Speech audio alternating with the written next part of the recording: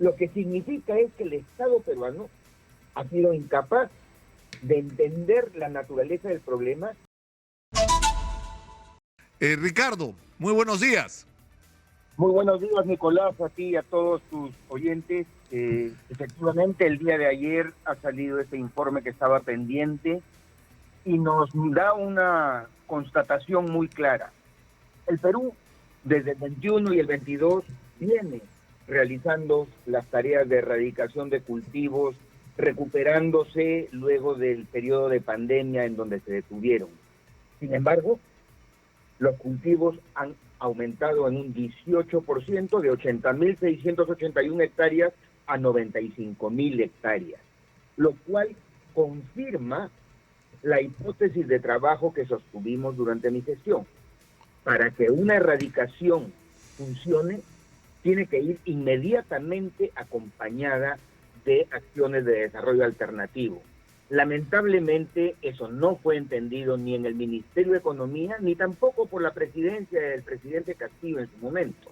Creo que en el Estado peruano hay una absoluta falta de interés por abordar este problema que está directamente relacionado a una demanda creciente de cocaína por parte de Europa y de Estados Unidos. Y ese factor no es tomado en cuenta, como bien has sostenido tú. ¿Por qué no se menciona que en el Perú hay aproximadamente 500 pistas clandestinas de aterrizaje? ¿Por qué no se menciona que se producen entre 400 y 600 toneladas de cocaína y solamente se decomisan 70?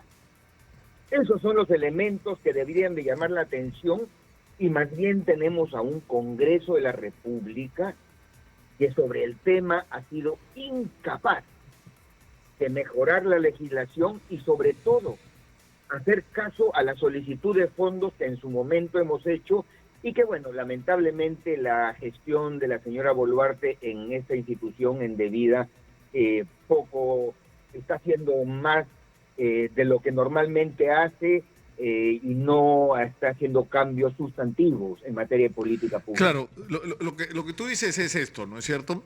No puedes tener una política exitosa de erradicación de los cultivos si no le das a estos agricultores una alternativa que le genere ingresos. Es decir, te vas a cultivar hojas de coca, que además es el eslabón más débil y más pobre de toda la cadena del narcotráfico.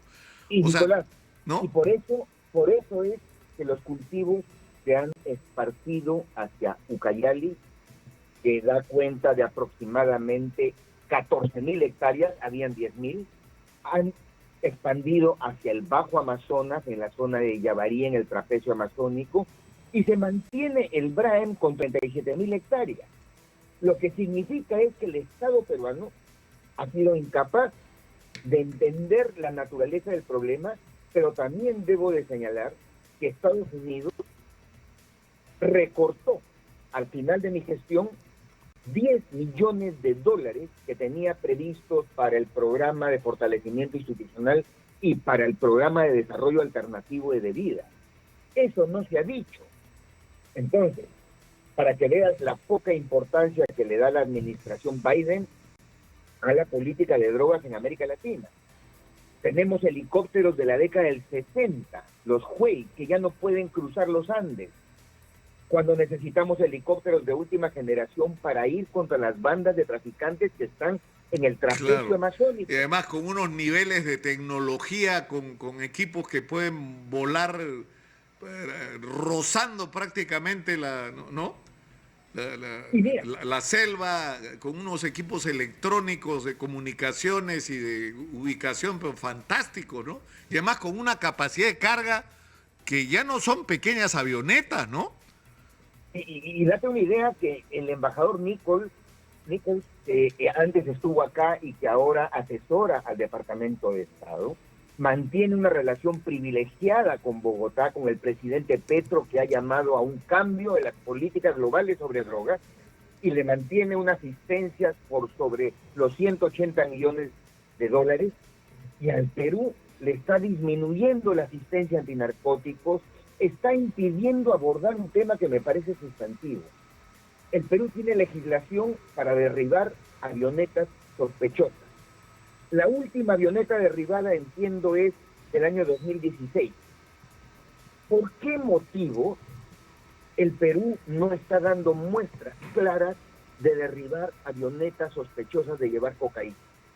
Esa es la gran pregunta que tengo. ¿Y por qué los Estados Unidos... No, pero eso, Ricardo, tiene una respuesta. Cuando hubo el derribamiento erróneo de una avioneta donde iban misioneros cristianos norteamericanos, los Estados Unidos prácticamente vetó el derecho de los peruanos a derribar avionetas sospechosas. Y eso es lo que ha estado primando.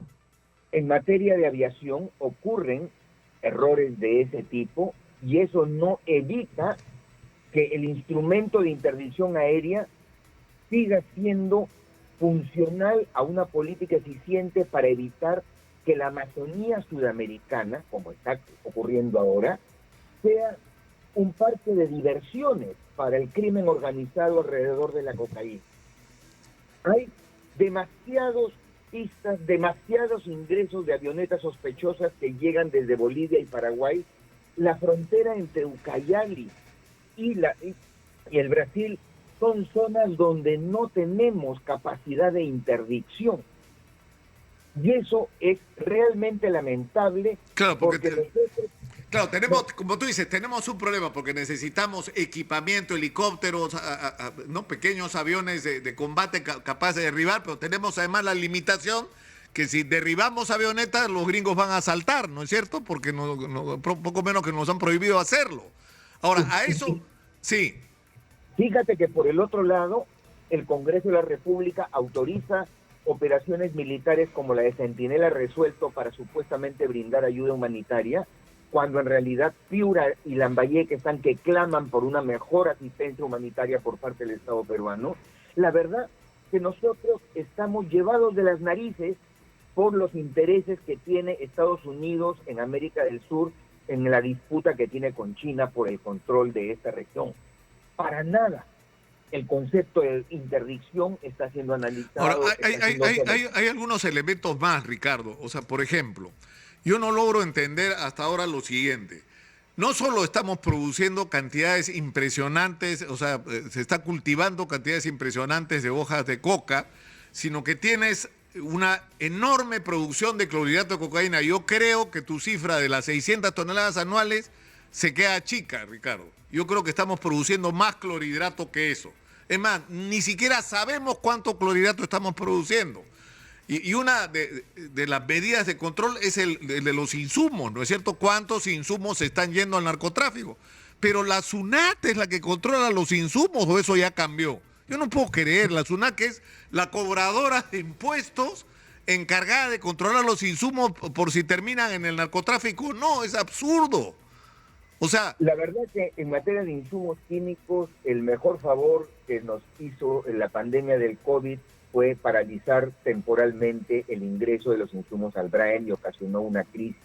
Pero como tú bien dices, nosotros como de vida en su momento no teníamos ninguna capacidad de articulación, de presencia y de influencia sobre la SUNAT para ver cómo cumple su tarea.